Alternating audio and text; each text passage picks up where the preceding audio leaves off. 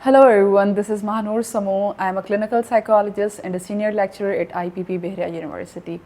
आज के जिस टॉपिक पे हम बात करना चाह रहे हैं दिस इज़ वेरी क्रूशल इस हिसाब से कि ये प्रैक्टिस हमारी सोसाइटी में बहुत ज़्यादा प्रिवेल करती जा रही है। क्यों हमारी सोसाइटी में जेंडर्स जो हैं वो शिफ्ट होते जा रहे हैं। शिफ्ट इन द सेंस कि जो लड़कियां हैं वो लड़कों के अटायर और उनके सारे जो ट्रेंड्स हैं, जो उनके बिहेवियर्स हैं उसको अडेप्ट करते जा रहे हैं, और लड़के जो हैं वो लड़कियों के क्यों ट्रेड्स और उनकी ड्रेसिंग को अडेप्ट करते हुए जा रहे हैं। सो इसके कॉजेज़ पे अगर हम बात करें तो कॉजेज़ कुछ इस तरह से हैं कि हम अपने ही जेंडर से सेटिस्फाइड नहीं होते हैं। अब सेटिस्फाई नहीं होते तो इसका रीज़न क्या है? इसके बहुत सारे रीज़न हैं जो कि अंडरलाइंग होते हैं। एक तो उसमें से रीज़न ये है कि क्योंकि अटेंशन हम चाह रहे होते हैं, जिसकी वजह से हम अपने ही जेंडर से सेटिस्फाइड नहीं हैं। दूसरा ये है कि जो हमारी अपब्रिंगिंग हुई होती है उस टाइम पे, अगर फॉर सपोज़ मैं फ़ीमेल हूँ और मेरी अपब्रिंगिंग में मेल को ज़्यादा अटेंशन दी गई, तो अनकॉन्शियसली मैं ये बिल्ड कर लूँगी कि शायद अगर मैं लड़का होती तो ज़्यादा मैं बेहतर तरीके से मुझे अटेंशन मिलती, ज़्यादा मुझे तवज्जो मिल रही होती और ज़्यादा मैं सेंटर ऑफ फोकस होती। इसी तरह से अगर लड़का है कोई और उसके घर में लड़कियों को ज़्यादा अटेंशन दी जाती है या उसकी सोसाइटी में इर्द गिर्द लड़कियों को ज़्यादा अटेंशन मिलती है, तो वो ये समझते हैं कि शायद लड़की होने में ज़्यादा फ़ायदा है।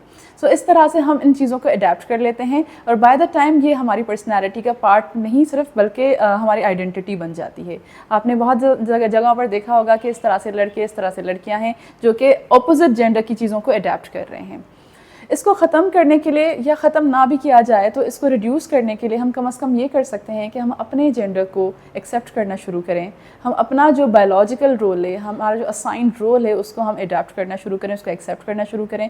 आप बहुत बेहतर हो, बहुत अच्छे हो जैसे आप हो, इसी को ही अगर आप एक्सप्लोर करो, इसी के साथ ही अगर आप फंक्शन करना शुरू कर दो, इसी के साथ ही आप इन्हांस करना और ज़्यादा एक्सेल करना शुरू करो, तो हो सकता है कि आप ज़्यादा सोसाइटी में बेहतर तरीके से कारआमद साबित हो। अगर फिर भी हम देखते हैं कि एक्सेप्टेंस हमने नहीं टाइमली, जो हमें चीज़ें ज़रूरत होती हैं कि हम एक्सेप्ट कर लें, हम उस चीज़ को अडेप्ट कर लें, अगर हमने टाइमली नहीं की है तो ऑब्वियसली जिस चीज़ को टाइमली नहीं किया जाए तो वो प्रॉब्लम बढ़ता ही जाता है।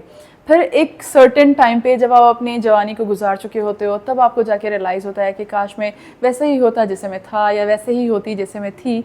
इसके लिए फिर उस टाइम पे जब आप गिल्ट को एक्सपीरियंस कर रहे होते हैं और बहुत डिफरेंट नेगेटिव इमोशंस को एक्सपीरियंस कर रहे होते हैं, उसके लिए फिर एक ज़रूरी जो इंपॉर्टेंट फैक्टर है जिसको हम सब निगलेक्ट कर देते हैं, वो ये है कि काउंसलिंग। किसी साइकोलॉजिस्ट को अप्रोच कर लें और वहाँ पे जाके अपने एक्सपीरियंसेस शेयर करें, अपने लाइफ एक्सपीरियंसेस जो रह चुके हैं, पॉजिटिव नेगेटिव हर तरह से, अपना बचपन, क्योंकि जब आपसे साइकोलॉजिस्ट बात करता है तो उस टाइम पे आपकी सारी ज़िंदगी को एक्सप्लोर किया जाता है। वहीं से ही आप अपने इमोशंस को वेंट आउट भी कर सकते हैं, वहीं पे ही आप इस चीज़ को भी सीख सकते हैं कि मुझे किस तरह से हील करना है और आगे जाके मुझे किस रोल में और किस तरह से अपने आप को एडजस्ट करने की ज़रूरत है।